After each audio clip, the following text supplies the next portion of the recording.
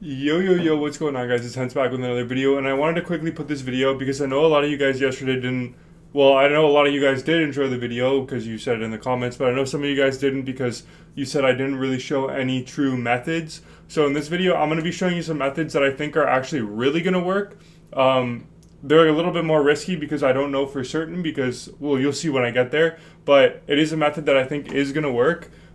So the first, the method that I was talking about earlier, where I said I don't know if it's going to work, is the method in which I am buying up a bunch of 84 overall extinct players. Now, yesterday, as we all know, EA adjusted the price ranges for some of the cards because, for example, 86s were all price locked at 70k. They adjusted McDavid's price range, so now he's not extinct anymore in the market. He's going for about 150, 160k. Yeah, that's what the market landscape is looking like right now. Basically, they adjusted some of the price ranges, like Marner, like Crosby, like Ovechkin, those type of players, but they didn't adjust everybody. So what I've been doing, as you can see, I don't have any coins left, but that's because I bought a bunch of players.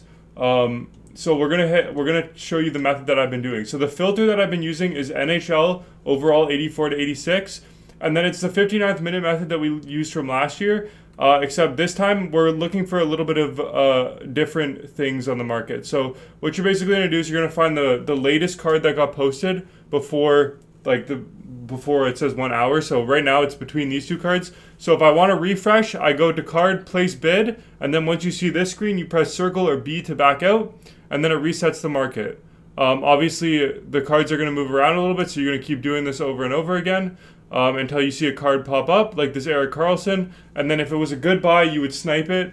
I'm not sure Erik Karlsson's price, to be completely honest. I haven't been keeping track of his price because I've been mostly looking for 84 overalls. So you're just going to keep doing this over and over again on the 59th minute until you see one of the extinct 84 overalls. Now, I don't know all the extinct 84 overalls off the top of my head, but I do know that some of them are Jack Hughes, Kaprizov, Tage Thompson, Jack Eichel is another one. Even some of the defensemen like Adam Fox, Roman Josi. Off the top of my head, that's all I can think of right now. Those are the main extinct cards. So you're going to just basically want to keep doing this until you see one of the extinct cards pop up, and then you're going to try to snipe them. And then what you're going to do is you're just going to hold on to those cards, and you're going to cross your fingers that EA updates the price ranges. They already did for some cards, so I'm confident that they'll do them for other cards. See, Crosby has his price range updated. Oh, Rantanen is another one that's extinct. This one doesn't have a buy now price, so what you're going to do for the ones that don't have the buy now price is you're going to keep placing bid and backing out and waiting for somebody else to put current bid, see that? And now this card should be gone if I refresh the page again. Oh, well, it'll be gone when we go back to the 59th minute, basically, because somebody would have bought it. See, it's gone here. No more Mikko Rantanen. He's another one of the extinct ones that you can be looking out for. So basically, you're going to want to keep doing this until you see the extinct cards. And then once you buy them, then you just store them in your collection. And you wait for EA to update their price ranges. And hopefully, once they update the price ranges, they're going to double, even triple some of them in price. It depends on the card, obviously. But obviously, if they're extinct at 15k, that means people are willing to spend more than 15k or more on them. So the absolute worst thing that's going to happen to you doing this method is that you're going to lose tax. If they never update the price ranges, you can just sell the cards for the max price, which is 15k. And you will, the only thing you're ever going to lose on these cards is just the tax. So it's not a super high risk. The only thing I will say is if you don't have a lot of coins, maybe I'd advise against doing this method just because it's a pretty big sunk cost. Like for a while, you're not going to be getting those coins back. So those coins are just sitting in those players in your collection, whereas those coins could be doing other methods to make you even more coins in the meantime. But if you have a lot of coins, 100k or more, I would say, I'd buy like 5 or 6 of these 84 overall cards and just store them and then use your other coins to make more coins. So yeah, basically this is all you're doing. You're just pressing place bid and backing out to refresh the market. And yeah, that's the first method. Now, you may be asking, Hence, how do I even get to 100k in the first place? Well, I kind of showed this in my video yesterday. If you go to League and you go to NHL and you go to overall ratings, now you can either do two different methods. There's either the 74 to 79 overall cards, which are selling for, I think they're selling for like almost 900. I was selling them for 850 yesterday. Like, like being a dummy I am, I was doing that. But yeah, see these three are up here for 900. If you set the price range to 1,000, yeah, they'll probably sell closer to 1,000, maybe 15 or 1,100. This one only has 40 minutes, so yeah, they're probably selling for about 1,100. So what you're gonna want to do is you're gonna want to set your price range to like 850, and you're gonna keep wanting to press here until you see one pop up, which hopefully will happen. Usually this is better to do around 5 p.m. Eastern time because that's when the content comes out and that's when people are opening packs, especially on days where rewards come out. So Thursdays for squad battles and Wednesdays for rivals, and then Tuesday at 12 a.m. for champs rewards. So see, there's one up here. I'm probably not going to get it, but there we go. We got him. So we're just going to go like this. Auction item. We're going to list them for 1050, and then boom. That's about a 200 coin profit on this card, give or take. And yeah, you do that enough times, you're going to really bank your coins up. It takes a little bit of an investment to do this.